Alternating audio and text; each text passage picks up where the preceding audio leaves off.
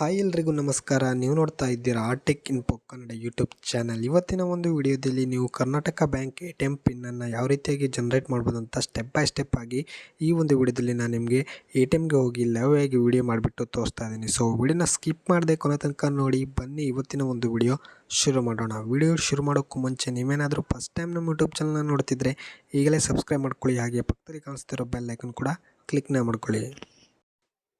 ಮೊದಲಿಗೆ ನೀವು ನಿಮ್ಮ ಹತ್ತಿರದ ಕರ್ನಾಟಕ ಬ್ಯಾಂಕ್ ATMಗೆ ಹೋಗಿ ಅಲ್ಲಿ ನೀವು ATM ಕಾರ್ಡನ್ನು ಹೋಗಿಬಿಟ್ಟು ಇನ್ಸರ್ಟ್ ಮಾಡಬೇಕಾಗತ್ತೆ. ಈ ರೀತಿಯಾಗಿ ಕರ್ನಾಟಕ ಬ್ಯಾಂಕ್ ATMಗೆ ಹೋಗಬೇಕು.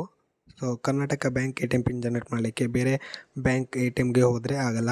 ನಂತರ ನೀವು ಹಾಕಿದ ತಕ್ಷಣ ಈ ರೀತಿ ಒಂದು ಇಂಟರ್ಫೇಸ್ ಬರುತ್ತೆ. We are processing your transaction ಅಂತ. ಸ್ವಲ್ಪ ಹೊತ್ತು ವೆಯ್ಟ್ನ ಮಾಡಿಬಿಟ್ಟು ನಂತರ ನೀವು ಇಲ್ಲಿ ಲ್ಯಾಂಗ್ವೇಜ್ನ ಸೆಲೆಕ್ಟ್ನ ಮಾಡ್ಕೊಳ್ಳಿ. ಹಿಂದಿ, ಇಂಗ್ಲೀಷ್, ಕನ್ನಡ ಅಂತ. ನಾನು ಇಂಗ್ಲೀಷ್ ಸೆಲೆಕ್ಟ್ ಮಾಡ್ಕೊಳ್ತಾ ಇದ್ದೀನಿ. ನಂತರ ನೋಡ್ಬೋದು create a new green and validate OTP ಅಂತ ಇದೆ. ಅದರ ಮೇಲೆ ಕ್ಲಿಕ್ನ ಮಾಡ್ಕೊಳ್ಳಿ, create a new green pin ಅಂತ. ನಂತರ ನೋಡ್ಬೋದು ಅಲ್ಲಿ ಜನರೇಟ್ OTP ಹಾಗೆ ವ್ಯಾಲಿಡೇಟ್ OTP ಅಂತ ಇದೆ. ಜನರೇಟ್ OTP ಮೇಲೆ ಕ್ಲಿಕ್ನ ಮಾಡ್ಕೊಳ್ಳಿ. ಕ್ಲಿಕ್ನ ಮಾಡಿಕೊಂಡ್ರೆ ನೀವು ಇಲ್ಲಿ ಸ್ವಲ್ಪ ಹೊತ್ತು ವೆಯ್ಟ್ನ ಮಾಡ್ಕೊಳ್ಳಿ.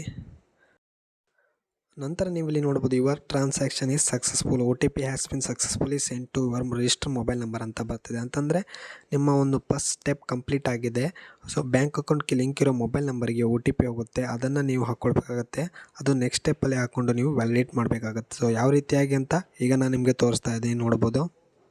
ಈಗ ಸ್ಟೆಪ್ 2 ವ್ಯಾಲಿಡೇಟ್ OTP ಮಾಡಲಿಕ್ಕೆ ಮತ್ತೆ ನೀವು ATM ತೆಗೆದುಬಿಟ್ಟು ಇನ್ನೊಮ್ಮೆ ಹಾಕಬೇಕಾಗತ್ತೆ, ಆವಾಗಲೇ ಹಾಕಿದ ರೀತಿ. ಇದು ಸ್ಟೆಪ್ 2 ಆಗಿರುತ್ತೆ. ನಂತರ ನಿಮಗೆ ಇಲ್ಲಿ ನೋಡ್ಬೋದು ಸೇಮ್ ಅದೇ ರೀತಿ ಆಪ್ಷನ್ ಬರುತ್ತೆ. ನಂತರ ನೀವು ಇಲ್ಲಿ ಲ್ಯಾಂಗ್ವೇಜ್ನ ಸೆಲೆಕ್ಟ್ನ ಮಾಡ್ಕೊಳ್ಳಿ. ನಂತರ ನೋಡ್ಬೋದು ನೀವಲ್ಲಿ create a new green pin and validate OTP ಮೇಲೆ ಕ್ಲಿಕ್ನ ಮಾಡಿ. ನಂತರ ನೀವು ಇಲ್ಲಿ ಸೆಕೆಂಡ್ ಸ್ಟೆಪ್ 2 ವ್ಯಾಲಿಡೇಟ್ OTP ಮೇಲೆ ಕ್ಲಿಕ್ನ ಮಾಡ್ಕೊಳ್ಬೇಕು. ಆವಾಗ ಜನರೇಟ್ OTP ಮಾಡಿದ್ರಿ. ಈಗ ಸ್ಟೆಪ್ 2 ಸೆಲೆಕ್ಟ್ನ ಮಾಡ್ಕೊಳ್ಳಿ. ನಂತರ ಇಲ್ಲಿ ಪ್ಲೀಸ್ ಎಂಟರ್ OTP ಅಂತ ಇದೆ. ಆವಾಗ ಸ್ಟೆಪ್ 1 ಮಾಡಿದಾಗ ನಿಮ್ಮ ಮೊಬೈಲ್ ನಂಬರಿಗೆ OTP ಬಂದಿರುತ್ತೆ ನೋಡಿ, ಅದನ್ನು ನೀವು ಇಲ್ಲಿ ಹಾಕ್ಕೊಳ್ಬೇಕಾಗತ್ತೆ. ನೀವು ಮೊಬೈಲ್ ತಗೊಂಡು ಹೋಗಬೇಕಾಗತ್ತೆ. ನಂತರ ಕಂಟಿನ್ಯೂ ಮೇಲೆ ಕ್ಲಿಕ್ನ ಮಾಡಿ. ಕಂಟಿನ್ಯೂ ಮೇಲೆ ಕ್ಲಿಕ್ನ ಮಾಡಿಕೊಂಡ್ರೆ ನೀವು ಇಲ್ಲಿ ಸ್ವಲ್ಪ ಹೊತ್ತು ವೆಯ್ಟ್ನ ಮಾಡ್ಕೊಳ್ಳಿ. ನಂತರ ಎಂಟರ್ ನ್ಯೂ ಪಿನ್ ಅಂತ ಬರ್ತಾ ಇದೆ. ಅಂತಾದರೆ ನಿಮ್ಮ ಒಂದು ATM ಕಾರ್ಡ್ ಪಿನ್ನನ್ನು ನೀವು ಇಲ್ಲಿ ಹಾಕಬೇಕಾಗತ್ತೆ. ನೀವು ಯಾವ್ದು ಬೇಕಿದ್ರೂ 4 ಡಿಜಿಟ್ ಪಿನ್ನ ಹಾಕಬೇಕಾಗತ್ತೆ.